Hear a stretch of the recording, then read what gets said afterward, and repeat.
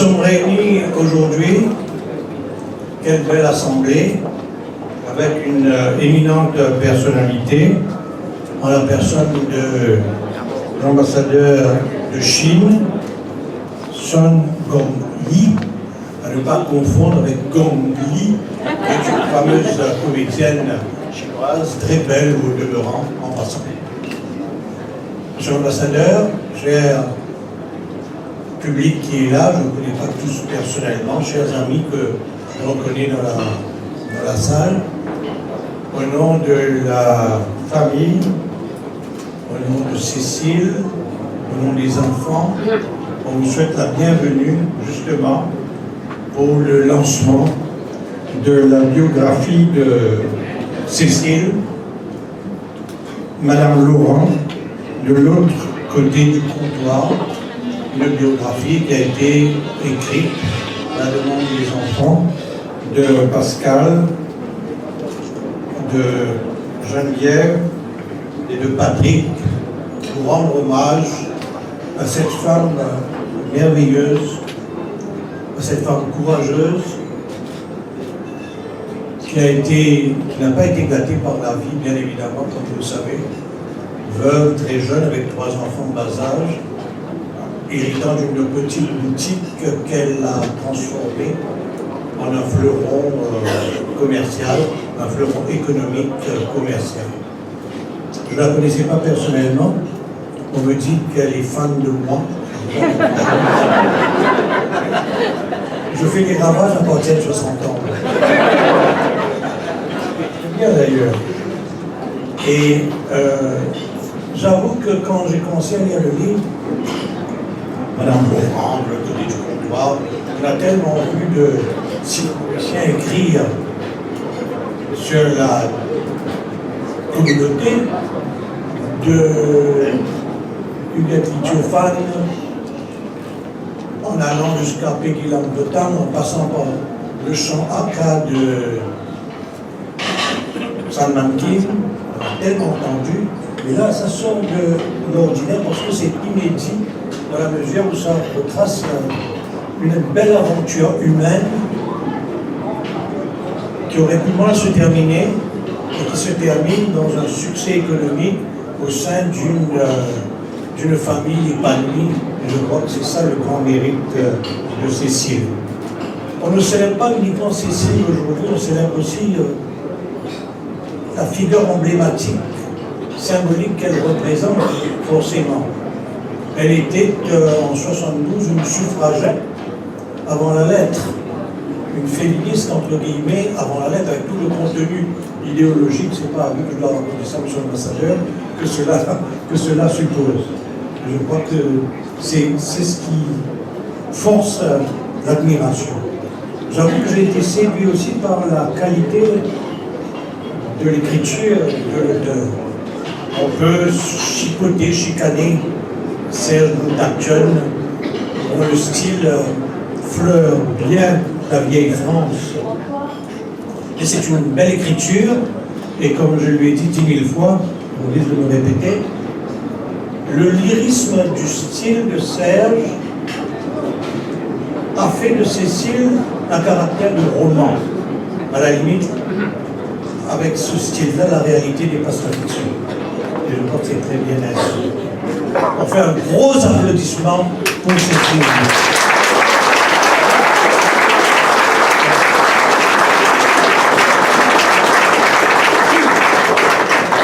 Sans plus tarder, je crois qu'on commence à exploser le timetable, comme on dit, qui n'est pas très militarisé.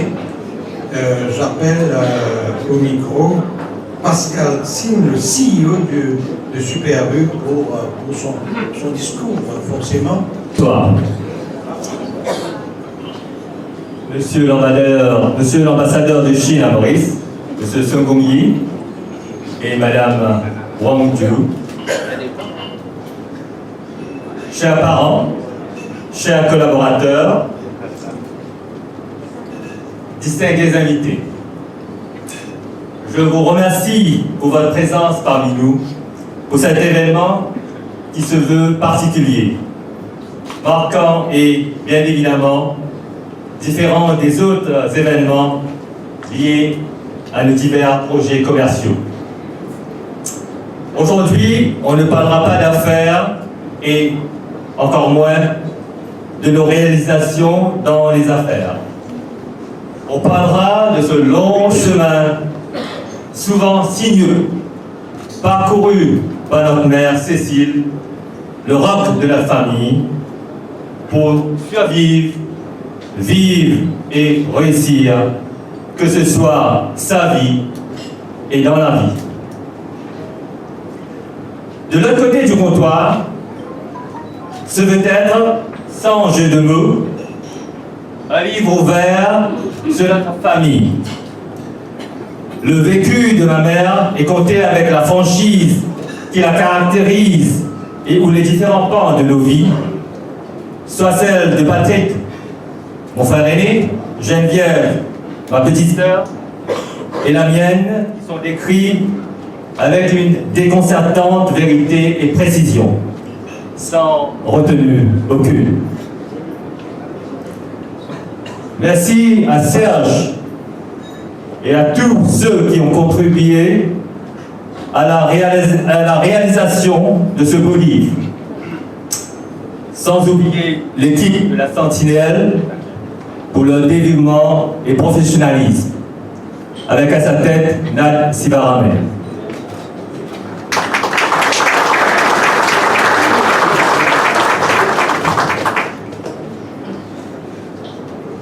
Cet ouvrage est avant tout un hommage que nous avons tenu à rendre à notre mère de son vivant, et avait, pour la petite histoire, été préalablement destiné aux seuls membres de notre famille, à travers une publication très restreinte.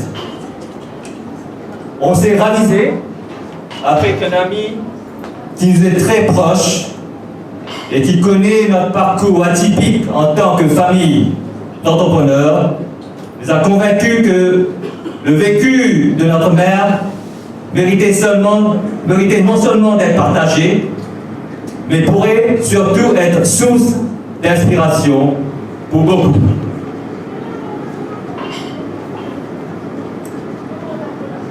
Il a trouvé ainsi une cause très noble à cet hommage et à laquelle nous ne pouvions rester insensibles. Après tout, comme vous le constaterez à la lecture de ce livre, les difficultés qu'avait rencontrées ce bout de femme, qui est notre mère, étaient non seulement innombrables, mais l'avouaient clairement à une vie d'échec. Elle, qui devint orpheline de père avant qu'elle naquît, soit pendant la grossesse de sa mère, un père d'ailleurs qu'elle n'eut jamais la chance de connaître, elle, qui fut élevée par sa grand-mère, bonne à tout faire au sein d'une famille porlusienne, et chez laquelle elle vivait, avec cette grand-mère, dans la promiscuité et la misère. Elle, qui fut repérée par une agua pour épouser notre père, cette agua qui fut nulle autre que la concubine de notre grand-père paternel, Onésia Gustave, femme d'origine créole et dont nous sommes très fiers. Elle, qui devint veuve à l'âge de 30 ans, avec à sa charge, du jour au lendemain, 3 enfants, tous en bas âge. Malgré toutes ces adversités sur son parcours, elle ne perdit pas sa foi dans la vie. Et armée de courage et de persévérance, elle forgea son destin. Comme quoi, l'impossible peut devenir toujours possible. Et tout cauchemar peut ainsi se transformer en rêve. C'est ce que ce livre tente de démontrer et que Serge l'auteur décrit avec beaucoup de détails.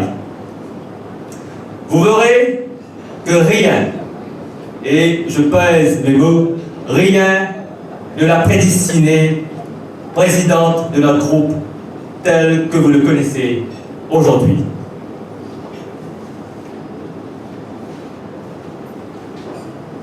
Enough said, comme dirait l'anglais, car cela gâcherait le plaisir de votre lecture. C'est avec beaucoup d'humilité et d'émotion que cet ouvrage vous est présenté. Il est l'illustration de la fierté de ma famille pour notre passé, notre parcours, nos origines, et témoigne aussi notre reconnaissance envers tous ceux qui nous ont aidés, de quelle façon, à surmonter toutes ces adversités. Et Dieu sait comment elles étaient difficiles. Que du chemin parcouru. Merci à cette grand-mère bonne à tout faire pour avoir inculqué toutes ces valeurs à notre mère et qui, à son tour, nous les a transmises. Merci à Renésie et Gustave d'avoir façonné la destinée de maman en étant cette magnifique belle-mère qu'elle avait tant besoin et ce qui a fait d'elle une vraie Mauricienne. On a grandi avec les Tidimoun, qui sont d'ailleurs ceux qui suscitent notre plus grande admiration. Comme en témoigne le vécu de ma mère et aussi le nôtre, ce sont eux qui ont été à la base de notre succès. Et ce sont toujours eux qui assurent sa pérennité, grâce à la collaboration sans faille dans nos diverses activités sociales comme commerciales. Ils font tous partie de notre famille, ayant les mêmes ADN. On a une dette envers eux. On ne l'oubliera jamais. D'ailleurs, les deux crèches et l'école maternelle que nous opérons à Grand-B et à Flac, à travers la fondation Antoine Chalipken, et notre façon, à nous, de la démontrer, notre reconnaissance et à leur rendre, c'est qu'ils nous ont tant donné. Je vous annonce en primeur qu'on va élaborer un projet qui encadrerait toutes ces femmes qui se retrouveraient dans des situations similaires à celles qu'a vécu maman et qui voudraient s'en sortir en s'inspirant de son parcours. On s'y mettra avec les ONG. Pour sûr, le nom de Madame Laurent sera projeté comme le bateau d'inspiration pour ce projet. Et j'espère qu'on y arrivera avec votre bénédiction. Pour commencer, on a déjà décidé que toutes les recettes générées par la vente de cet ouvrage sont destinées à ce projet.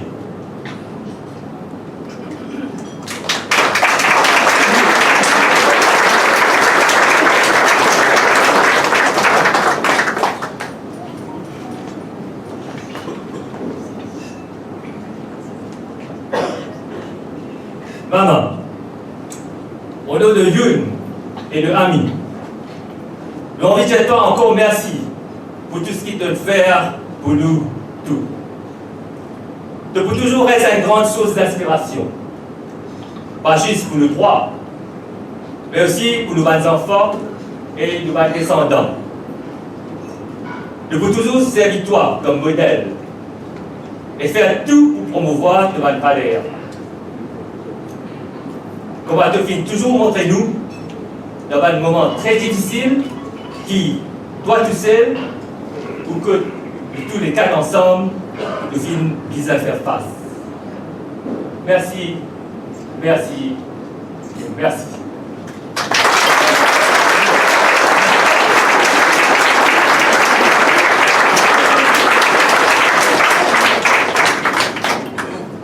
Je vous remercie pour votre attention. Et vous souhaite à vous tous une excellente soirée parmi nous et une très bonne lecture. Je vous remercie pour ces propos. Monsieur l'ambassadeur, Madame Valentine, chers amis, merci d'être là à l'occasion de ce lancement d'un ouvrage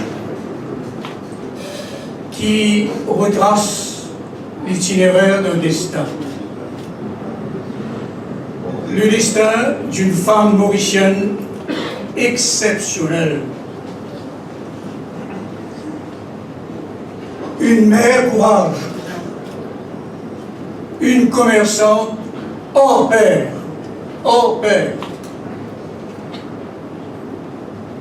de la gestion d'une petite boutique traditionnelle chinoise à sa transformation en un des fleurons du commerce mauricien, l'enseigne phare Super-U.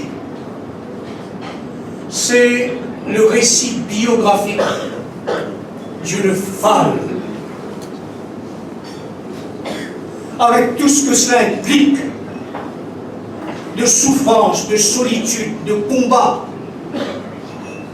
et qui, malgré elle, dans la simplicité de sa personne et la modestie de ses moyens, est aujourd'hui un exemple d'encouragement et d'espérance pour tant d'autres femmes comme elle, seules, veuves, enfants à charge, nécessité de travailler. Sans le vouloir, elle est source d'encouragement et d'espérance pour beaucoup d'autres comme elle. Et surtout, femmes dans un monde beaucoup plus patriarcal hier qu'aujourd'hui. C'est d'elle dont ce roman, dont cet ouvrage parle. La vie ne lui a pas fait de cadeau. Vous avez entendu, enfant posthume, élevé par sa grand-mère, ballotté dans différents coins du pays, Montagne Blanche, Sainte-Croix, pour ensuite se retrouver dans une petite chambre de bonne, la promiscuité d'une chambrette, à la rue des Forges, le quartier autrefois dit la Cheminée. Promiscuité parce qu'il y avait 4 personnes là. Et la grand-mère, Yvonne, était dans cette chambre de bonne qui appartenait au propriétaire chez qui Yvonne faisait le ménage. Et c'est là que Cécile a grandi. C'est dans ces conditions qu'elle a grandi. La grand-mère a mis de son cœur pour obtenir, pour cette petite fille, envers qui elle avait une affection comme à l'égard de sa propre fille, pour obtenir en sa faveur une admission au couvent de Lorette de Port-Louis, pour faire ses classes. Elle a été admise selon les critères sociaux, mais pas pour longtemps. Contraintes, difficultés, le grand âge de la grand-mère, maladie. Forme 3, elle arrête ses études. Elle se marie. Mariage arrangé, vous l'avez entendu. Elle se marie à Laurent, s'installe à Grand-B. C'est pas le Grand-B d'aujourd'hui. C'est pas le Grand-B d'aujourd'hui. Installation pas toujours simple pour une fille, une jeune fille de 17 ans. Mais elle s'avère être une épouse fidèle et solidaire de Laurent. 3 enfants naissent de cette union. Patrick, Pascal, Geneviève. Mais très vite, Laurent meurt. Laurent meurt. Et elle se retrouve seule. Veuve. 3 enfants sur les bras. Du travail à s'en occuper. Elle devient là elle devient l'emblématique de ces dames qui se retrouvent dans cette situation-là. Mais elle ne baisse pas les bras. Elle s'accroche. Elle s'accroche parce qu'elle sait qu'il y a un commerce qui est l'héritage des aînés, qu'il y a les enfants, la marmite, la cuisine, les bouches à nourrir. Elle s'accroche. Elle sait, parce qu'elle a vu son époux Laurent le faire, que cette route de Grand-B à Port-Louis, aller-retour, est une artère commerciale vitale pour tout commerce dans le Nord. Et elle va s'appliquer à apprendre à conduire. Elle réussit. Leçon donnée par un voisin. C'est le grand B de la convivialité, de la solidarité, du service. Un voisin. Et très vite, elle obtient son permis de conduire. Et elle s'installe au volant de ce véhicule de marchandises pour descendre de Grand B à Port-Louis, aller s'approvisionner et remonter. Sans chercher à le faire, sans intention, Madame Laurent, femme mauricienne, faisait une brèche dans une chasse gardée patriarcale par excellence. C'est la conduite commerciale routière, chasse gardée patriarcale par excellence. Et elle, femme, au volant de son van de marchandises, elle ouvre cette brèche. Et c'est à sa manière une cause féminine qu'elle fait avancer. Et ça ne s'arrête pas là, puisqu'au volant, elle arrive pour la première fois au milieu de ce peuple marchand de Port-Louis. Femme, au volant, elle arrive au milieu de ces grossistes et demi-grossistes, autres détaillants. Alors vous vous imaginez pour une femme ce que ça doit être dans ce monde par excellence de mâle. Curiosité, amusée, farce, rigolade.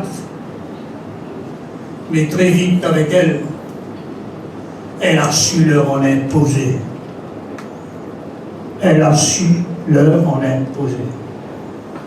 Par son autorité, par sa vaillance de femme, parce que c'était pas, loin de là, sa pensée, de faire belle figure. Elle avait des enfants à nourrir, un commerce à gérer, tout le bon petit peuple de Grand B à alimenter. Elle avait ça. Autre brèche qu'elle établit en tant que femme, en tant que mauricienne, c'est une brèche dans ce cercle commercial de grossistes et de demi-grossistes qui est chasse gardée patriarcale par excellence.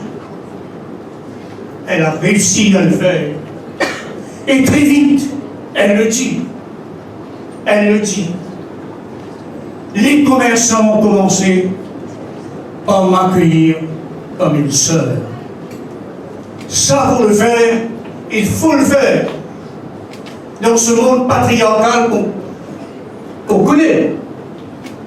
Elle a continué à gérer Grand B Store en y apportant sa féminité, sa maternité,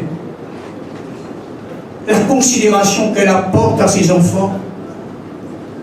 Ça a été la même pour la clientèle. Et commence alors à rayonner ce nom, Madame Laurent. Sa féminité parce qu'elle va s'intéresser à tout ce qui touche à l'environnement, à la décoration, au confort d'achat, qui est devenu aujourd'hui une référence commerciale. Mais elle avait ça en embryon. Tant et si bien que Grand B Store s'aligne à un concours national dit Fleury à Maurice, et Grand B Store, à travers le doigté féminin de Madame Laurent, gagne ce prix-là. elle est forcée à porter davantage de doigté, d'approche, de considération propre à sa condition de femme. Et en sus de cela, elle a cette rare qualité du respect profond du patrimoine. Un patrimoine laissé par ses aînés. Le grand Antoine Calypsen, qui a vu loin, parmi les premiers de la lignée à s'installer à Grand-Méré, qui a prévu la vision de l'avenir de ses descendants. Et aujourd'hui, par elle, par la famille, les enfants, fonctionne cette fondation qui porte le nom du grand aîné Antoine Calypsen. Un grand aîné qui donne naissance à cette fondation gérée par l'ONG Terre de Paix pour l'enfance malheureuse. Et quand on est arrivé à cette étape-là dans nos entretiens, Madame Laurent me dit une chose qui en elle-même représente le sens et la portée d'un destin. Elle me dit, vous savez, on s'occupe des enfants pour permettre aux mamans d'aller travailler. On s'occupe des enfants pour permettre aux mamans d'aller travailler. Apporter aux autres ce que la vie donne. C'est en soi le sens et la portée d'un destin.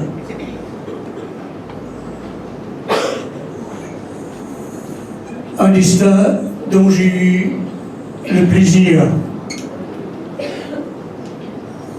de faire le récit sur invitation des membres de la famille. Un récit qui m'a comblé de plaisir et qui m'a permis aussi de grandir et d'apprendre beaucoup. D'elle, on revoit ces quartiers de Port-Louis agréables pour la promenade, ce Port-Louis au travail, ce Port-Louis agité, ce Port-Louis dans la convivialité des familles. Une fois la chaleur du jour tombée, se retrouver ensemble dans la causette du bon voisinage. Retrouver ces promenades comme autrefois les poètes faisaient, parce qu'elle l'a fait, pour aller admirer les pieds de vigne, parce que c'est à côté d'un pied de vigne qu'elle va être remarquée par Gaby Gustave, remarque qui va inaugurer tout un destin. Suite à ces promenades d'après-midi, ce Port-Louis où il fait beau se promener, ce Port-Louis où on découvre différents quartiers qui ont rempli son existence. Et sans compter, bien entendu, les villageois de Grand-Méré, pour qui baptême d'un enfant, enterrement, mariage, sont des événements de tout le quartier. Tout le monde est là, à la naissance des enfants, tout le monde est là. Les amis, je vous partage le plaisir personnel que l'écriture de ce récit m'a apporté. Je vous invite à partager ce plaisir. Tout ne peut pas être dit, vous me comprendrez.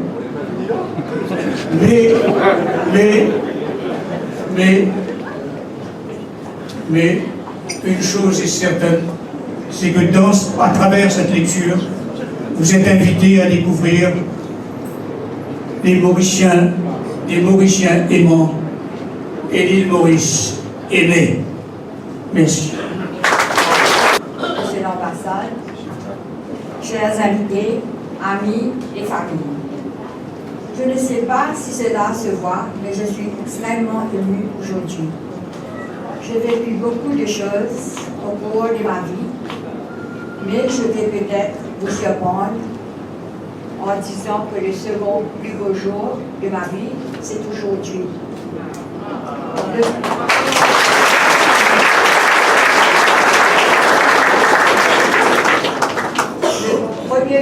Le premier étant celui de mon mariage.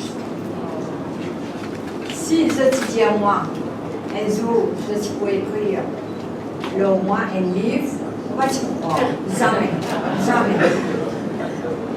Les anecdotes et les histoires racontées dans le livre, je les ai racontées à ma famille des milliers de fois au fil des années.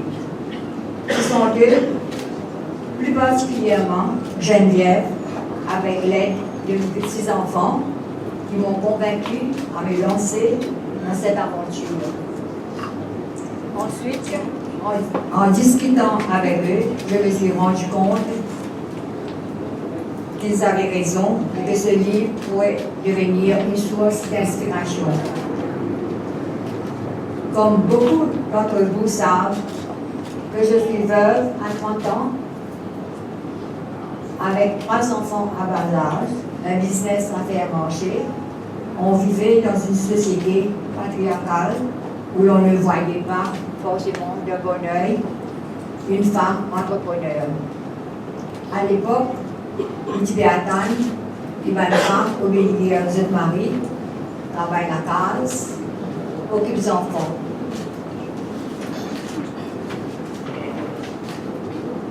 Moi, comme à la maison, au travail, je faisais presque tout seul. La comptabilité, c'était compte casse, tantôt dans la petite fille fermée. Business plan, c'est le fameux petit carnet rouge.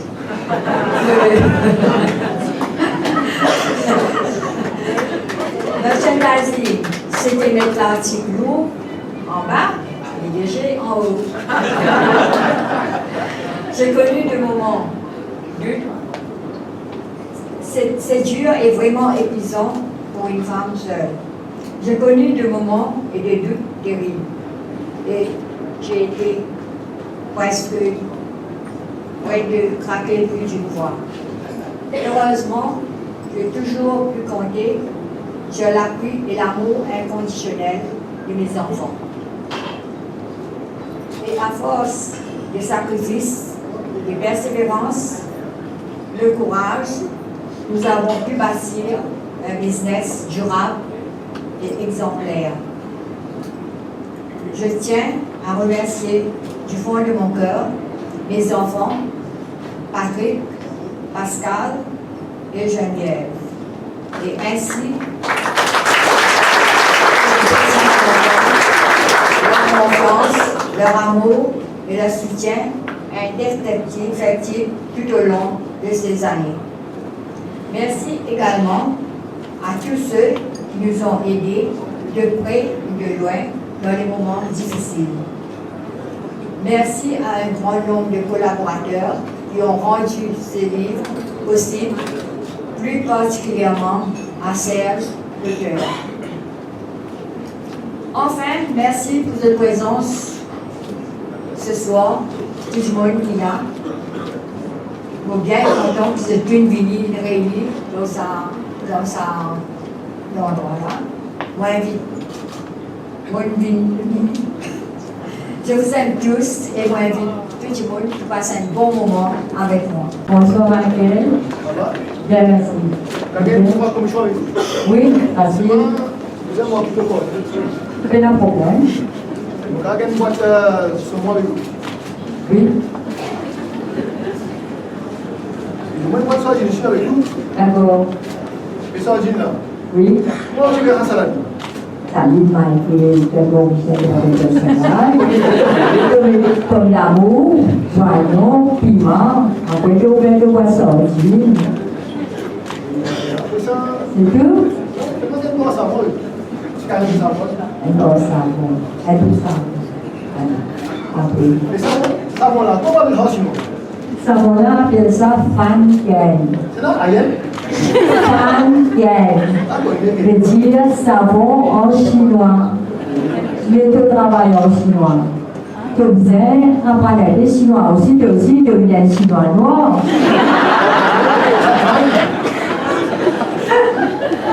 Bon, fini, nous allons vous réfléchir Ça encore. pourrait faire 5 coups au Japon. Ah, peut-être. Non, mais attends, le client avant toi.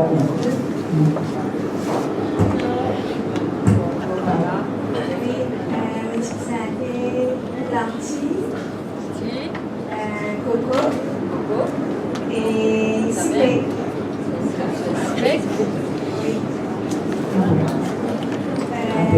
Biscuit? Biscuit, non. Non. Non. Demandez-moi les lentilles. Ouais. Non, demande encore les. Mais qu'est-ce que c'est l'affaire que les lentilles, 3 corps lentilles, et donc c'est bon, elle sait, elle livre, elle voit. Mais si vous demandez panier, on panier là. Mais bon, parce que c'est bon.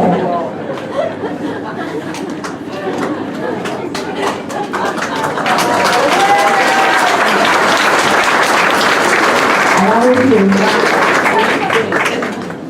grâce pour la vie d'alors. Comme ça,